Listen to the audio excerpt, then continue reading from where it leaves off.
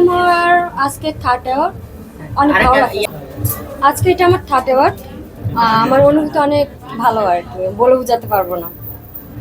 Ramp model হিসেবে নিজেকে best award পেয়েছেন, সামনে প্রিপারেশন আমার সবসময় প্রিপারেশন গুড থাকে, আমি চেষ্টা করি ভালো কিছু করার জন্য, আর আলহামদুলিল্লাহ সামনে আরো ভালো কিছু করতে চাই।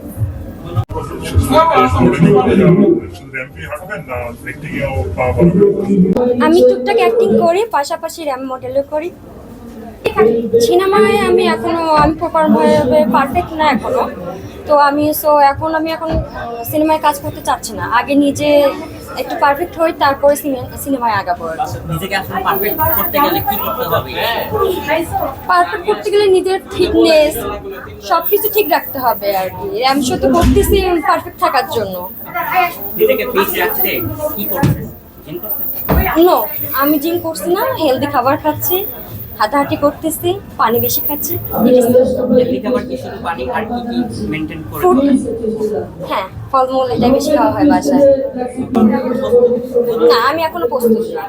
মানে হেলদি খাবারটা বলতে একটু আমি নিজে সুস্থ থাকতে চাই। আমাদের mega star superstar Shakib Khan, তাকে আমার খুব ভালো লাগে।